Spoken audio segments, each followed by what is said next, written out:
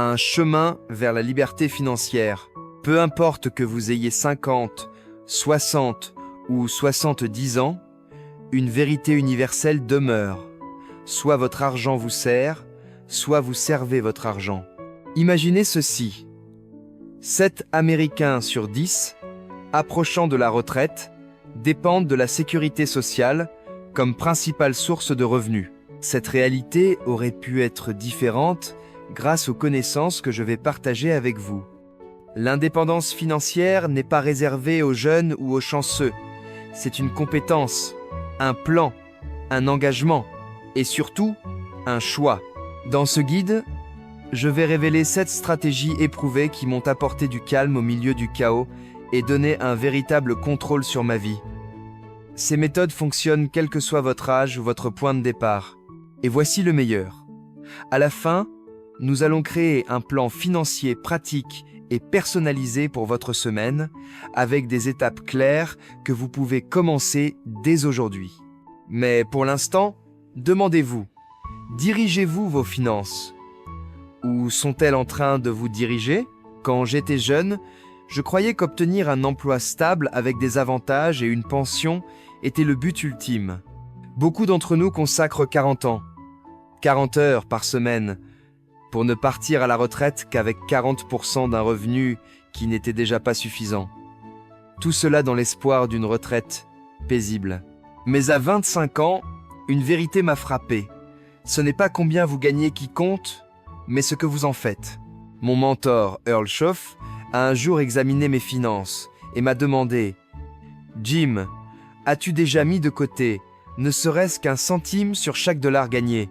J'ai admis « Non, Earl, je ne l'ai jamais fait. » Il a souri et dit « C'est là que nous allons commencer. » C'était la première leçon.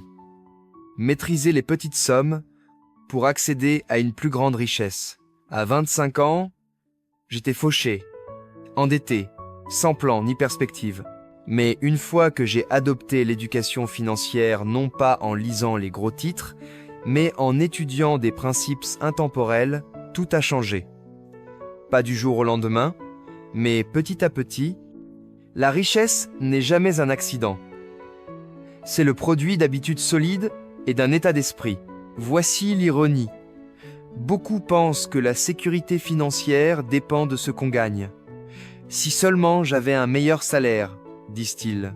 Mais le vrai bien, être financier naît de décision, de discipline et d'une vision à long terme. On peut dilapider 1 million en 1 an ou bâtir un héritage avec un revenu modeste. J'ai rencontré des personnes qui avaient peu mais vivaient libres. Pourquoi? Parce qu'elles dépensaient moins qu'elles ne gagnaient, investissaient dans le savoir, évitaient la gratification immédiate et construisaient leur avenir pas à pas. Vous pouvez en faire autant, quel que soit votre âge. Ce qui compte, c'est le choix que vous faites aujourd'hui. Quelqu'un m'a déjà dit « Jim, j'ai 60 ans, il est trop tard pour commencer. » J'ai répondu « Quel est le meilleur moment pour planter un arbre ?» Il y a 20 ans. Le deuxième meilleur moment, aujourd'hui. Aujourd'hui est un nouveau départ, une opportunité, un moment de clarté. En prenant en main vos finances maintenant, vous pouvez transformer non seulement votre avenir, mais aussi votre état intérieur de la peur à la confiance, de la rareté à l'abondance, du doute à la sagesse. Les 7 stratégies que nous allons explorer ne sont pas de simples conseils de livres. Ce sont des principes que j'ai vécus, observés chez des milliers de personnes, et chacun commence par une question simple. Contrôlez-vous vos finances ou n'êtes-vous qu'un invité dans votre propre compte en banque? L'argent est un serviteur fidèle, mais un maître impitoyable. Apprenez à le gérer, et il vous servira pour toujours. Sinon, c'est vous qui le servirez, morceau par morceau. Ce n'est pas la vie que vous méritez.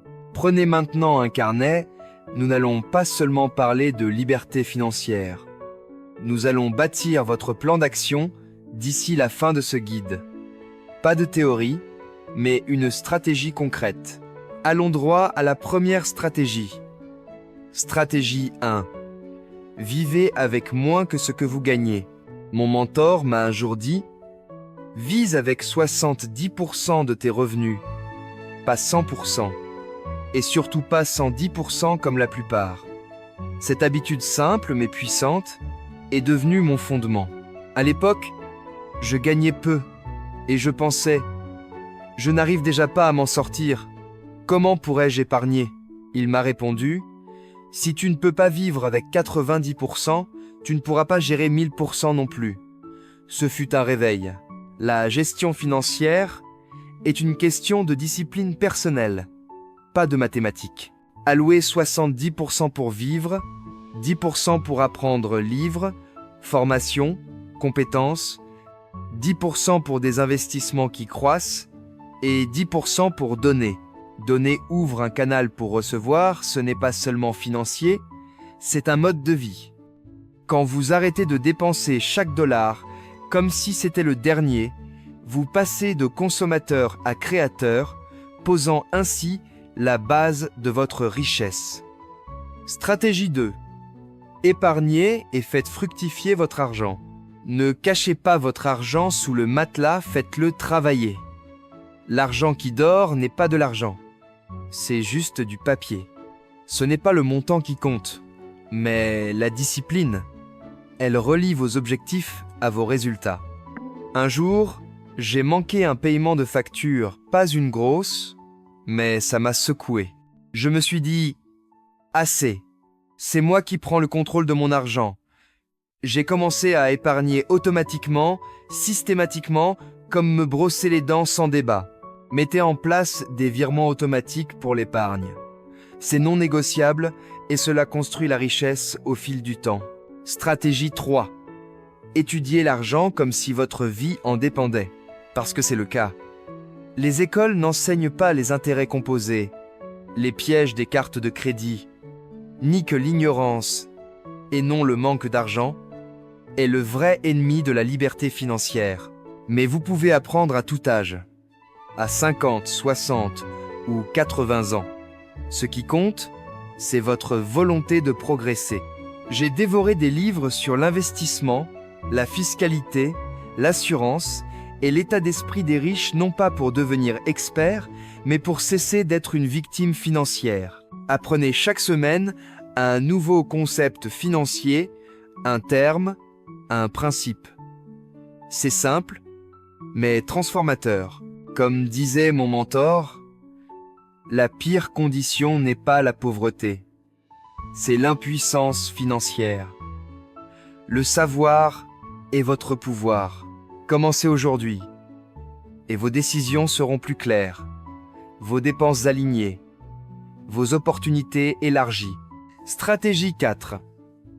Planifiez votre argent avant qu'il ne disparaisse. Un vrai changement. Planifiez vos finances avant qu'elles ne s'envolent.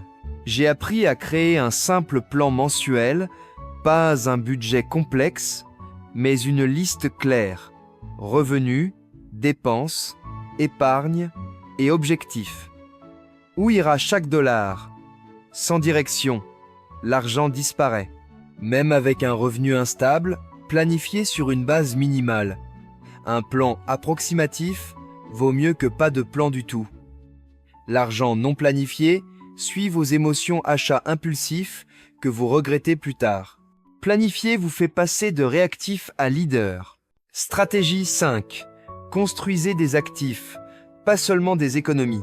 L'argent seul n'apporte pas la liberté. Ce sont les actifs qui le font. Un actif génère de la valeur au fil du temps. Compétences, petite entreprise ou même un livre. J'ai commencé par les livres. Transformer le savoir en idées, les idées en produits et les produits en revenus. Votre expérience est un actif, à tout âge. Quelles compétences pouvez-vous monétiser? Quel savoir pouvez-vous partager? Les riches cherchent des opportunités. Les autres trouvent des excuses. N'ayez pas peur du risque, l'inaction est le vrai danger. L'inflation ronge l'épargne, mais les actifs font croître la richesse. Stratégie 6. Suivez vos finances. Si vous ne suivez pas votre argent, vous ne contrôlez pas votre vie. Je vivais autrefois au feeling. pensant avoir de l'argent tant que je pouvais m'acheter un café. Mon mentor m'a demandé « Jim, combien as-tu dépensé en nourriture le mois dernier ?» Je n'en avais aucune idée. « Je ne sais pas » signifie « je ne contrôle pas ». Alors, j'ai commencé à suivre d'abord dans un carnet, puis sur un tableau Excel. Cela a révélé des fuites cachées et m'a apporté de la clarté. Suivez vos revenus, vos dépenses et ce qu'il reste. C'est votre miroir financier. Il montre ce que vous valorisez vraiment. Stratégie 7. Pensez héritage. Ne vous demandez pas seulement combien vais-je gagner, mais qu'est-ce que je vais laisser derrière moi? Le bien, être financier ne se résume pas à une retraite confortable. Il concerne l'impact que vous créez. Quelles habitudes financières transmettez-vous à vos enfants? Quels principes vos petits-enfants vont-ils hériter? Vous n'avez pas besoin d'une fortune pour laisser un héritage juste d'un système, d'un exemple. Un fermier que j'ai connu avait conservé des décennies d'archives, montrant à ses enfants qu'il était un penseur, pas seulement un travailleur. Cet héritage a façonné leur vie.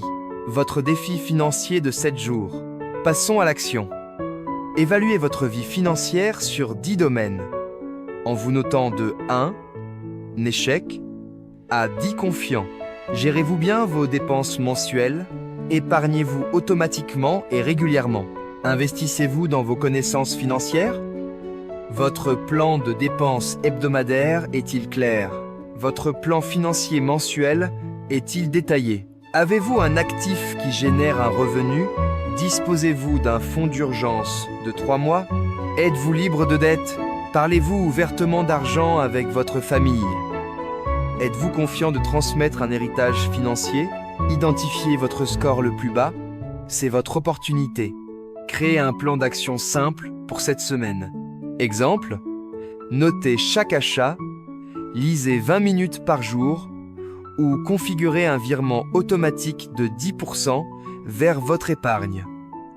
De petits pas constants créent de grands changements. Vous ne gérez pas seulement de l'argent, vous construisez une vie. Le passé est révolu, mais votre avenir commence avec la décision d'aujourd'hui. Si ce guide a éveillé ne serait-ce qu'une idée, partagez-le.